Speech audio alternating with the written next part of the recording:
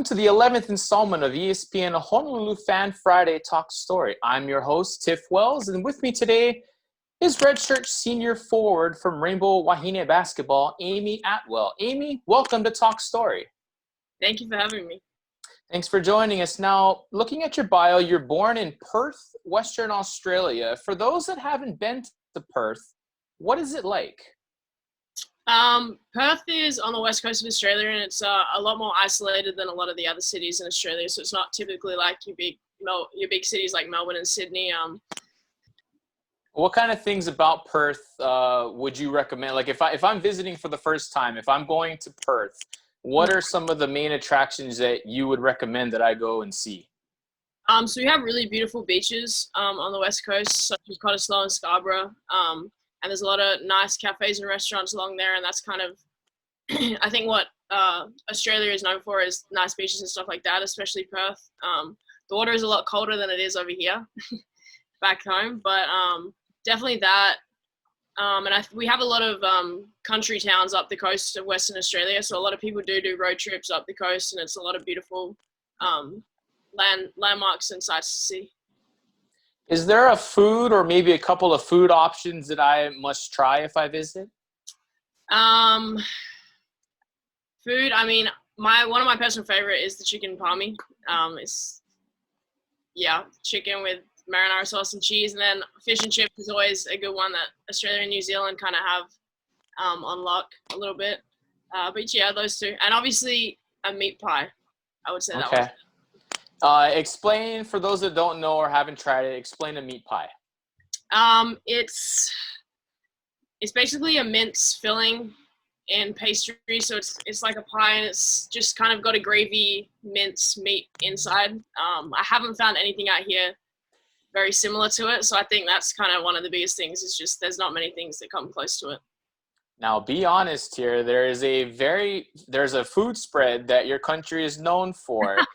Explain Vegemite, and do you enjoy it? I love it. I actually have a bottle in the kitchen right now. I have it on my toast most mornings. Mum always makes sure I'm stocked up and sends some over for me. I've had a few teammates try it, and no one over here has liked it so far. I think it's very much an acquired taste. It's very strong and salty. I think it's one of those things that I just grew up eating, so I'm kind of used to it. But yeah, I haven't had much success with teammates over here with it. We talk about home, and it's a place where you got to play tour guide for a sense, because your team got to go down under to both Australia and New Zealand in August of 2018. Just kind of explain and describe the feeling that you got to have, not only getting to go back home and play, but also play tour guide to your teammates. It was honestly an awesome experience. I had been over here 2 years, and it was kind of a reversal of roles. Everyone over here was kind of showing me the ropes, like, this is what we do over here. So it was really nice to get a chance to show and share with my team my home country and like a little bit of our traditions and stuff like that. So it was definitely a sense of fulfillment, and it was honestly just really nice to show my team my home country. Besides basketball, what other sports did you play growing up? I played netball and Australian rules football, and a little bit of everything in high school, but those were the main two. What was tougher, netball or Aussie rules football? Probably netball for me, just because in a way it's very similar to basketball, but some of the rules are like heated. Like you can't dribble the ball. There's no backboard on the net, and you can only go in certain sections of the court. So I think going from basketball, where you just grab the ball and go, to netball where you got to catch and pass it, I think that was probably the hardest thing for me. Basketball wise, who would you say is the first person that really influenced you to get into the sport? I actually initially started playing because my cousins were playing, and Dad kind of just came home one day and was like, "Oh, you want to play basketball?" And it was obviously more at the club and social level. And I think after that, one of my biggest role models growing up was Lauren Jackson, famous Australian basketball player, and a few other people like that. They kind of really, I sat there and I was like, wow, okay, maybe I really want to do this like competitively. When did you know that basketball was going to be the sport you wanted to play in college and come to the States and play?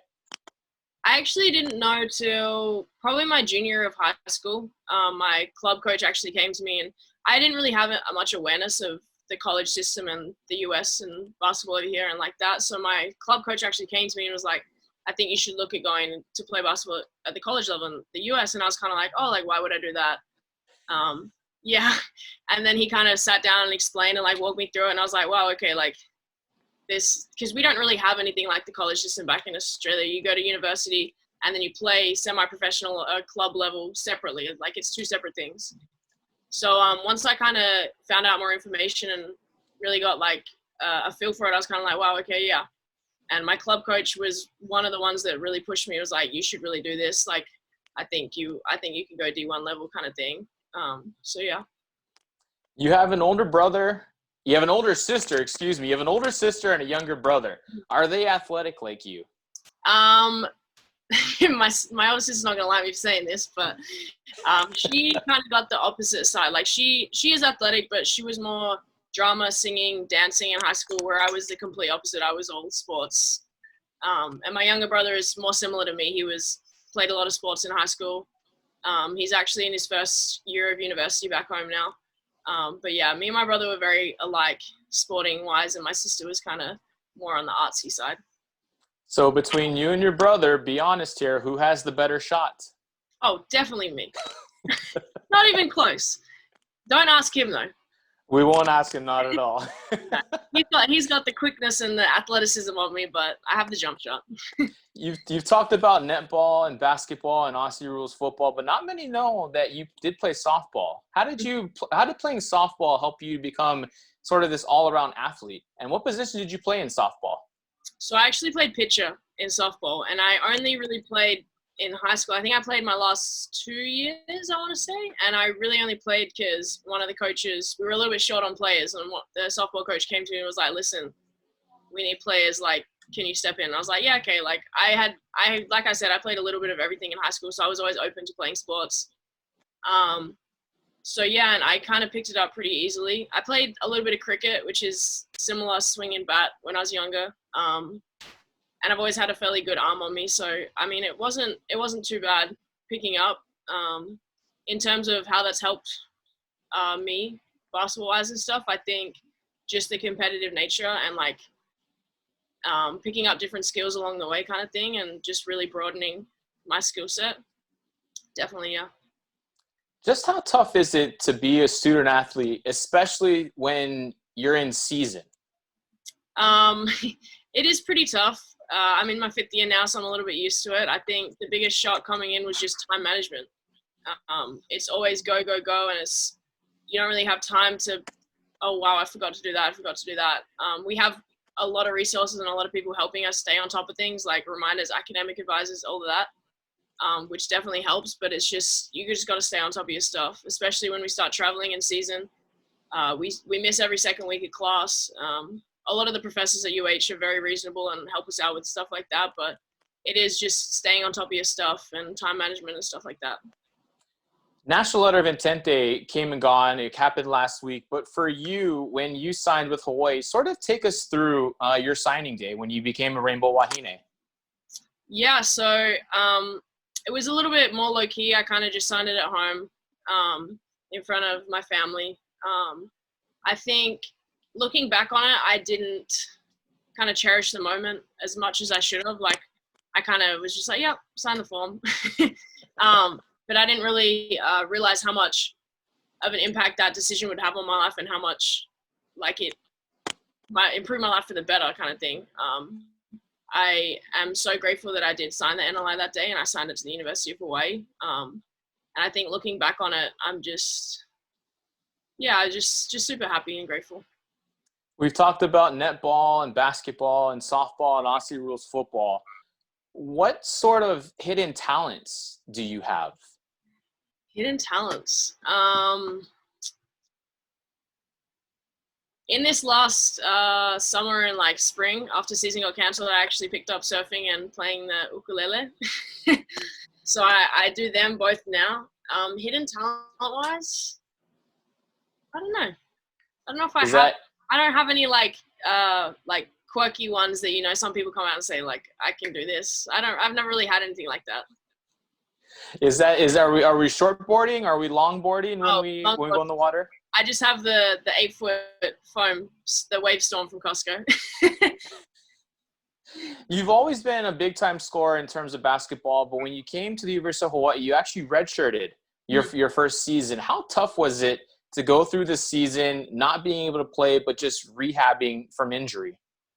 It was really tough, especially like going through the whole recruiting process and signing. Like in my head, I'm like, okay, I'm coming to Hawaii to play basketball. Like that was kind of number one thing I came here for. And then obviously tore my ACL, blew out my knee, and it was a lot of like kind of mentally like, okay, where are my priorities? I kind of got to reevaluate.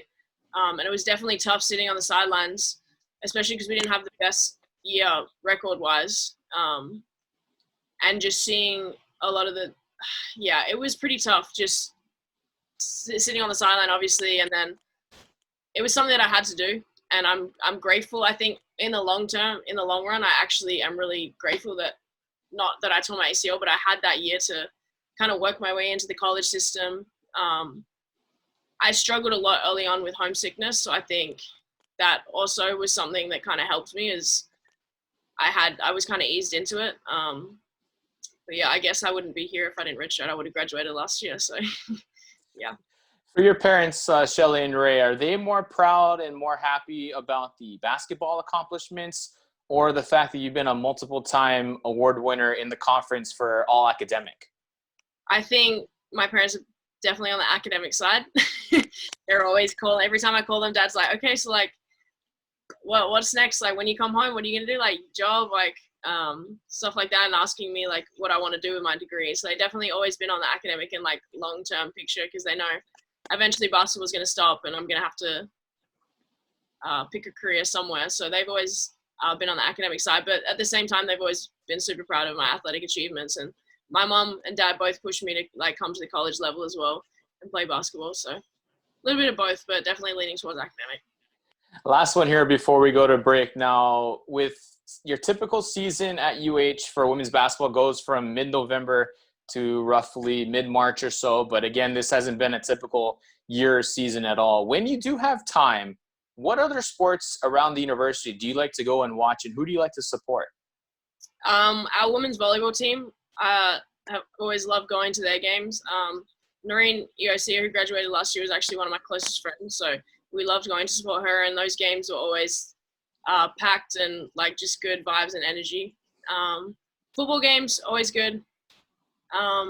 Those, I hate to say it, but unfortunately those two are the only like sports I've really had the honor and luxury of watching. I've been to a few soccer games and stuff like that, but yeah, those two are the main ones. Now we've seen you and the rest of the Rainbow Wahine basketball team in the student section, especially during those volleyball games. Because when UH is playing Long Beach State, whether it's the Wahine or the men, you guys can get pretty rowdy and pretty reckless, and a lot of vocal, not anger, but just heckling the opposing team in Long Beach State. Yeah, we always love to sit right in that corner by the opposition bench so we can get in their ear a little bit. Just nothing harmless, but just good sport, letting them know, like, but yeah, it's always good fun. Amy, we need to take a break right here. Please stay right there. Along with Amy Atwell from Rainbow Wahine Basketball, I'm Tiff Wells. You're listening to ESPN Honolulu Fan Friday Talk Story.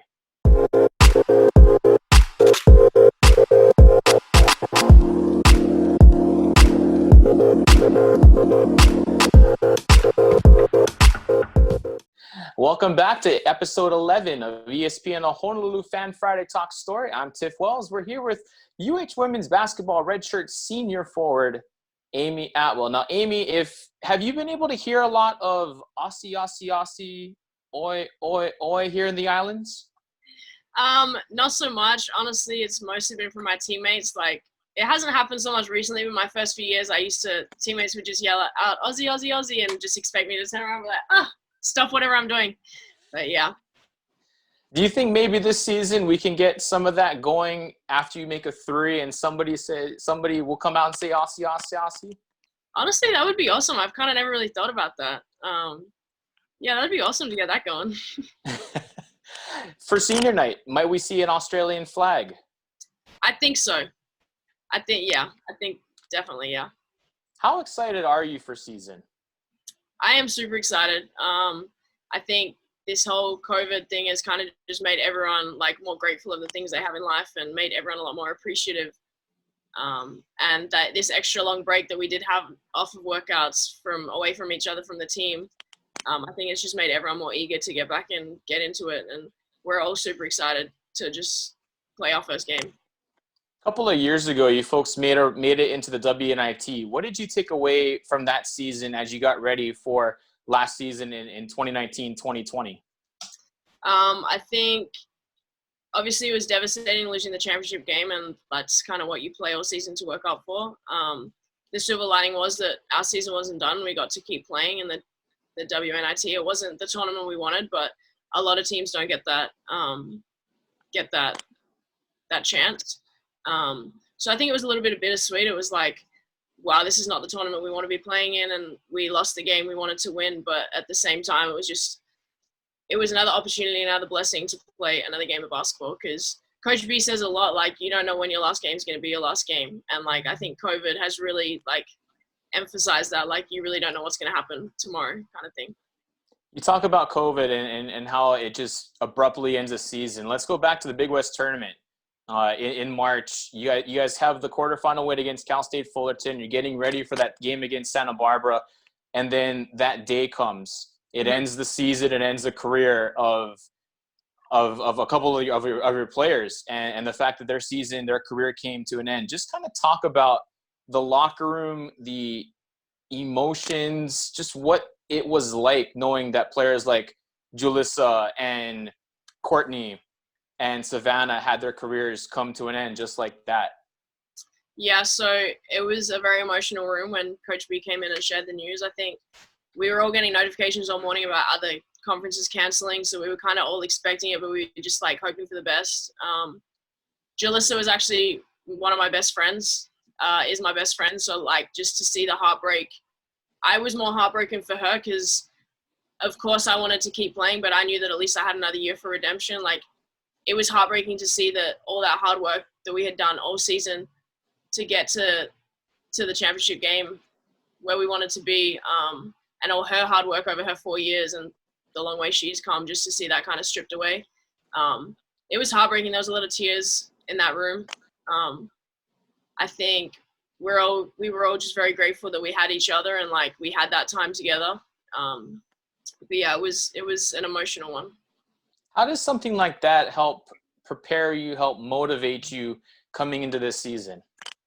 I think it's just something I was always going to have in the back of my mind, whether it's the heartbreak I felt not being able to finish out the tournament, or the heartbreak I felt for the seniors who didn't even get to finish off their senior year right.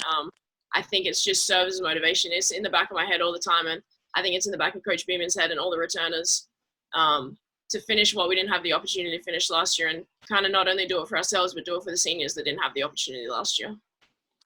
NBA and the WNBA had opportunities to play in a bubble, whether it was to complete an entire season or finish up the regular season and a postseason. Do you think if you were in a bubble, would it be easy? Would it be hard for this Rainbow Wahine team? I think it's a bit of both. I think it would be hard just because everyone is away from their family and friends for so long. A lot of our players are from Cali or like the West Coast and the mainland, so normally when we go back for road trips, they'll get family time and stuff like that. But at the same time, I don't think it would faze many girls because we're all here for the same thing, is to win a championship. And I think once we all lock into that mindset, I really don't think anyone would mind going into the bubble and kind of handling business. What part of your game do you feel you want to work on the most coming into this fifth year? It was definitely my biggest emphasis on this offseason was my ball handling and attacking the rim. I think I relied on my shot a lot last year, and my shot is there. And I think, just my attacking off closeouts and stuff like that and getting to the rim, just becoming a multi-dimensional scorer kind of thing to expand my game. And it's a pretty good shot. You led the conference in three-point percentage, about 45%. You're 6 feet. How does being tall help you get off your shot from the perimeter? It definitely helps, especially I play the 4, so a lot of girls that I play against and guard are like similar height to me, but I just think that extra few inches definitely helps getting the shot off, and like, yeah, definitely helps. The offense seemed to be a little bit more free-flowing last year than it had in the last couple of seasons. How did that help your game? Yeah, it definitely was. We actually switched it up halfway through the year and was kind of like, just play. Took the training wheels off a little bit, and that definitely helped my game, just in terms of like a lot of the girls. The one good thing about last year's team is we all kind of knew our role. Like, we all had roles, and like the girls were really good at driving, kicking, and getting me open off their attacks. And I think that's one thing that really did help my personal game in that new offense, was just getting more open and stuff for shots like that. And one of those players that helped you get open was Nate Calhoun. How good can she be, not just for her sophomore season, but for the rest of her time as a Rainbow Wahine? What is her ceiling? I don't know if she has one. She has the speed, she has the handles. She struggled with her shot a little bit last year, but we've been working on that. And she just has great court vision and great awareness. And I think if she keeps pushing herself, she can really shake some of those records for sure, and she can go places. In an offense where you're shooting 25, 30, sometimes 35 three-pointers a game, how much fun is this offense? It's super fun. It has less structure, so it's really just get the ball, drive, put your head down, attack, kick, find shooters. There's no restraints on it. There is obviously some structure, and like, if we get into this position, like, kind of like that, some rules, but it's just fun to just play basketball. I think the last few years we've gotten very stuck in like such a routine team, like we're running the offense and we're looking for this shot, and we'd kind of forget to just play basketball a little bit. So I think this offense definitely does help with that. It's just fun. One of those games that this offense really helped was that game against Fullerton. You guys set a program record, 18 threes. You were in on 4 of them. What do you remember about that game? That game, I remember that game very well, actually, because everybody was just hitting. It was one of those games where, you have games here and there where one person is just on and they're hitting everything. But like, that was one of the games where like we were on together, and it felt really good to play. Outside of the Stan Sheriff Center, in the Big West Conference we're looking at specifically, is there a favorite gym that you like to shoot in? And maybe what is the one that provides the most difficulties for a shooter? I'm going to start with the most difficult one I've always struggled with is Long Beach State. I don't know why. We actually haven't won there in my 4 years. We haven't run on the road against Long Beach State. I always struggle shooting there. I'm not really sure why. I think the rims are a little bit more sturdy or something, so the ball just bounces funny. I'm going to blame the rims. My favorite gym to shoot in, I think CSUN would actually be up there. I don't mind their gym. That's about it. Yeah, I think CSUN. Okay. Now, we know Coach likes to schedule quite tough in the non-conference, and it still remains to be seen if there's going to be any sort of non-conference play for you folks this year. But when you guys are able to face teams like an NC State, you take on a Washington on the road, you get the win. But how about last year, that win against Texas at home? Take us through that big moment for the program in taking down a perennial power in the Texas Longhorns. Yeah, exactly that. It was great for the program. We kind of came in with the mindset as like, we got nothing to lose. Like, they're meant to beat us. They're a powerhouse, Power 5. Their girls were a lot taller than us. So we kind of came in with the mindset like, we have nothing to lose. Like, so why not give it all kind of thing. We started the game really hot. I think we hit like 2 or 3 threes out the gate. Forced them into a timeout, and I think honestly from there it was just the momentum. It was one of those games where it was just everybody was there and everybody was doing their job, and it was just super fun game to play. I think the one performance I remember the best was actually Barbara, our center. She came in and I don't think she scored. I don't even know how many rebounds she had, but she was boxed. She cleared the paint every single time and played amazing defense on their 5. And it was just little plays like that that really just kind of I don't know, it's hard to explain. It was just, that game is just like, I can remember everything in my head. It was just one of those games. It was just like, wow, okay, I'm never going to forget that.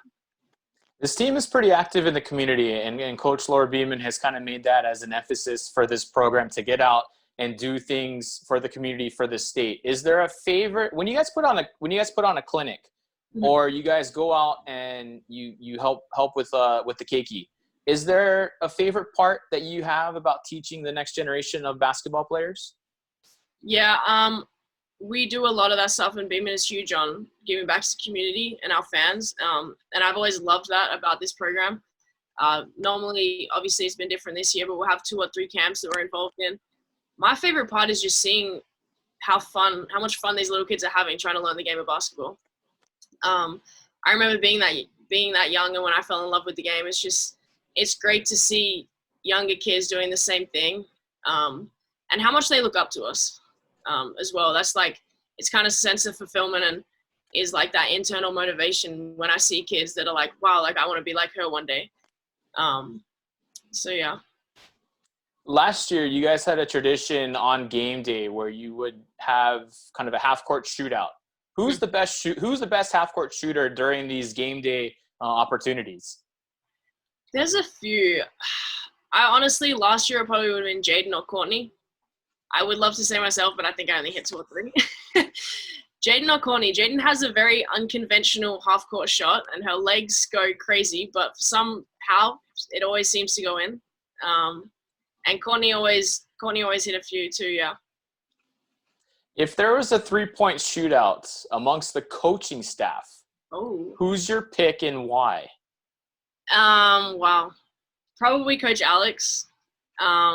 He is the shooting coach, and he's taught me a lot of my footwork and stuff like that. And I've worked with him a lot over my 4 years on my shot. And I think, I don't even know if I'd say he's a great 3-point shooter, but I just think by default he would. Yeah, Coach Mitch is more of a driver, and I've never really seen Coach P shoot a lot of threes like that. So I think Alex would be who I'd go with. I'm gonna hear a lot about that. Well, you had to say Coach Alex because he is your position coach, right? Exactly. So I gotta be nice. You gotta be nice. Yes, you do. Now we've talked about food a lot throughout this talk story. Who's the best cook in your family? My family, definitely my mom. When you go home, what is the one dish, or what are a couple of the dishes you request her to make? I've requested the same dish every year on my birthday until I moved to college, and we call it crumb chicken. I don't even know how she makes it. It's a chicken dish with it's kind of breaded chicken, but for some reason that's one of my favorites. And my nan actually makes it's like a red arrabbiata sauce with penne. I don't actually know what's in it. She'll never share the recipe, but that's probably my favorite pasta of all time. We know that UH teams log a lot of air miles every year. Mm-hmm. What are a few of the go-to items that you must have in your carry-on bag? My carry-on bag, food-wise or just anything? Anything. I always put my speaker in there in my carry-on. Always have my headphones. My neck pillow is a must because I knock out on those flights. A few snacks. I normally have some Pringles or some gummies. Mentos is normally in there. And honestly, a full hydro flask of water. We talk about the stats you had, a little over 10 points, a little over 4.5 boards per game. But when you found out you were named the best 6th player in the year last year for the Big West, what were your feelings when you received that award? It was super humbling and super grateful and happy to win that award. I'm not so much wrapped up in the individual awards and stuff like that. Obviously, the main goal was to win a championship and stuff like that. But to be recognized individually like that on the conference level is definitely always nice. So yeah, it was super humbling and super grateful. Now, we know that a couple of weeks ago, the Big West came out and announced the schedule for you folks this year, and you guys open up on the road at Cal Poly late in December to play back-to-back. Does it make it easier? Does it make it harder playing the same team on back-to-back nights? I think it's a bit of both. I think playing back-to-back Friday, Saturday is going to be really taxing on our bodies, and it's going to be something we're going to have to adjust to, kind of not having that recovery day in between. I think playing the same team back-to-back is definitely an advantage in some ways because we only got to learn the scout one time instead of having to revisit halfway through the season. And I think it's a little bit of redemption too for whatever team loses the night before. It's like you kind of get to get that chance and run it back the next day.